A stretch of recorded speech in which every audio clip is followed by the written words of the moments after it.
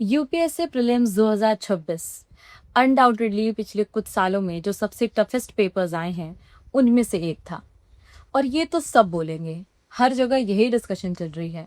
लेकिन ये वीडियो उन लोगों के लिए नहीं है जिन्होंने कल पेपर दिया और उम्मीद हार गए। ये वीडियो उन लोगों के लिए है जो अभी भी अपना यूपीएससी का सपना लिए बैठे हैं, जो लड़ रहे हैं, जो तैयारी कर रहे हैं और जो इस पेपर को एक लेसन की तरह लेकर आगे बढ़ना चाहते हैं। तो आज हम पॉलिटी सेक्शन को ओपन करके क्वेश्चन बाय क्वेश्चन देखेंगे कि आखिर यूपीएससी मांग क्या रहा है। ये पेपर ऑफिशियली एक मैसेज देकर गया है कि सिर्फ स्टैटिक पढ़कर और डायनेमिक अंडरस्टैंडिंग के बिना सर्वाइवल नहीं हो पाएगा। स्पेशली इंडियन पॉलिटी और गवर्नेंस सेक्शन में यूपीएससी ने again traditional Laxmikanth based direct question से ज्यादा एप्लीकेशन बेस्ड और करंट लिंक्ड क्वेश्चंस पूछे हैं। तो इस वीडियो में हम डिस्कस करेंगे पॉलिटी सेक्शन का ओवरऑल लेवल का analysis, question by question analysis भी देखेंगे और साथ ही 2027 एस्पिरेंट्स को अब क्या प्रिपेयर करना चाहिए। सबसे पहले ओवरऑल लेवल की अगर बात करें तो polity governance section was definitely moderate to difficult. Direct article based questions बहुत कम थे। लक्ष्मीकांत हेल्पफुल थी बट सफिशिएंट बिल्कुल नहीं थी। यूपीएससी ने फोकस किया गवर्नेंस इंस्टीट्यूशंस पर, committees, international conventions, disability rights, administrative ethics, parliamentary procedures, BNSS, legal reforms, government schemes, contemporary governance and development. मतलब सिर्फ कॉन्स्टिट्यूशनल आर्टिकल्स या शेड्यूल्स याद कर लेना एनफ नहीं था। कैटेगरी वाइज ब्रेकडाउन की अगर बात करें तो ये है पूरी list. Breakdown, number of questions and their category. पहले अगर हम pure constitution and polity questions की बात करें तो टोटल 9 क्वेश्चंस हैं। पहला क्वेश्चन इसमें पूछा गया है कि आर्टिकल 30 यानी लॉ की डेफिनेशन की बात एक्स और वाई की डिबेट से। तो एक्स एक सेमिनार में आर्टिकल 13 के अंडर लॉ का मीनिंग एक्सप्लेन कर रहा है और वाई डिसएग्री कर रहा है। तो फंडामेंटल राइट्स पढ़ते वक्त सिर्फ समरी नहीं पढ़नी, एक्चुअल आर्टिकल का टेक्स्ट पढ़ना चाहिए। यूपीएससी स्पेसिफिकली ऐसे सब क्लॉसेस टेस्ट करता है जिससे अंडरस्टैंडिंग पता चले। Second question is about constitutional provisions कि कॉन्स्टिट्यूशन अपने बारे में क्या कहता है। इसमें 3 स्टेटमेंट्स दी गई थी और इनको पढ़कर बताना था कि कौन सा स्टेटमेंट करेक्ट है। इसमें तीनों ही स्टेटमेंट्स इनकरेक्ट हैं। अब ये क्वेश्चन बहुत ही इंटेलिजेंट था। जो सिर्फ टॉपिक्स जानता होगा वो कंफ्यूज होगा, लेकिन जिसने आर्टिकल 393, 394, 395 पढ़ा होगा उसके लिए ये आसान होगा। कॉन्स्टिट्यूशन के लास्ट 5-6 आर्टिकल्स जो 390 से 395 के बीच में आते हैं उसे हम मिसलेनियस के नाम पर स्किप कर देते हैं और यूपीएससी ने इन्हीं से डायरेक्टली क्वेश्चन पूछ लिया, इसीलिए ये पढ़ना बहुत जरूरी है। थर्ड क्वेश्चन की बात करें तो person with disability RPWD act, Sugamya Bharat और एनएफडीसी से भी क्वेश्चन आएगा।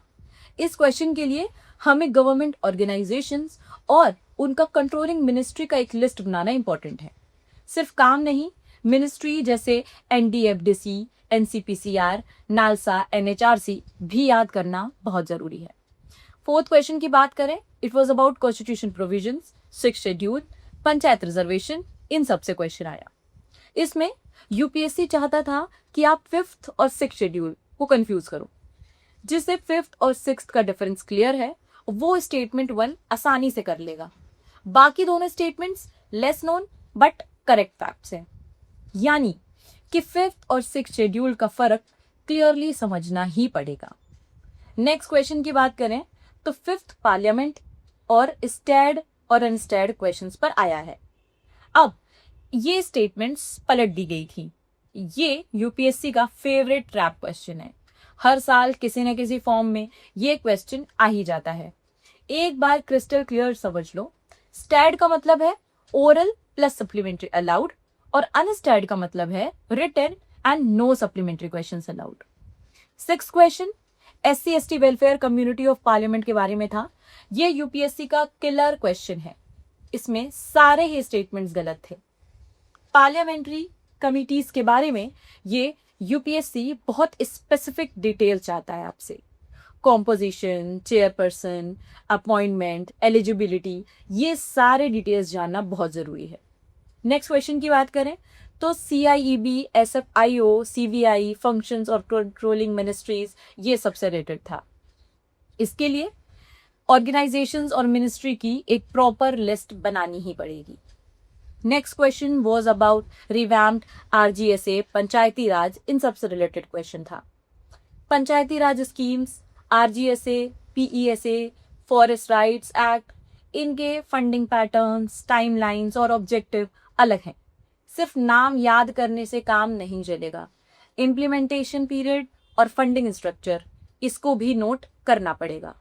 अब करंट अफेयर्स और गवर्नेंस के इंटीग्रेटेड क्वेश्चंस की बात करते हैं। तो ये पार्ट सबसे डोमिनेंट था। इस वाले पार्ट से अप्रॉक्सीमेटली 15 क्वेश्चंस बने थे।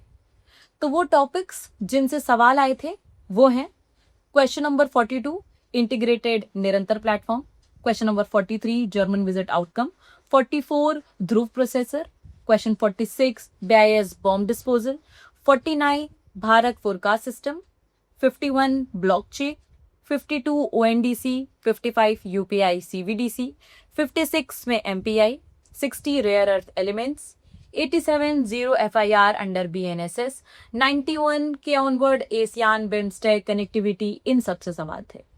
तो इन सभी क्वेश्चन में करंट अफेयर्स को स्टैटिक कंसेप्ट्स के साथ इंटीग्रेट किया गया है। UPSC नाउ एक्सपेक्ट्स कि आपकी अंडरस्टैंडिंग, कंटेक्स्ट और उसका एप्लीकेशन, ये तीनों ही चीजें आपको पता हो, ना कि सिर्फ memorisation of facts and events. तो अब एथिक्स एंड गवर्नेंस पोर्शन की भी बात कर लेते हैं। इसमें बेसिकली केस स्टडीज से रिलेटेड 3 क्वेश्चंस पूछे गए हैं। पहले क्वेश्चन की बात करें, क्वेश्चन नंबर 76। इस क्वेश्चन में मिस्टर एक्स और वैक्सीनेशन प्रोग्राम के बारे में पूछा गया है। ये क्वेश्चन बेसिकली पब्लिक एडमिनिस्ट्रेशन के पार्ट से लिंक्ड है, जिसमें हेनरी फेयोल के 14 प्रिंसिपल इंपॉर्टेंट हैं, जैसे spirit de corps, accountability, unity, equity, इन सब से। UPSC इन्हें सिचुएशनली टेस्ट करता है, डायरेक्टली नहीं। इसमें सिनेरियो पढ़ के आइडेंटिफाई करना था कि कौन सी वैल्यू डिमॉन्स्ट्रेट हो रही है, कौन सा प्रिंसिपल नहीं।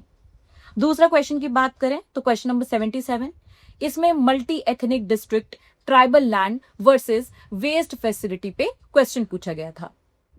UPSC के एथिक्स क्वेश्चंस में जो ऑप्शंस जनरली बाईपास करो या माइनॉरिटी कंसर्न्स बोलकर लिखा होता है, वो जनरली रॉन्ग होता है।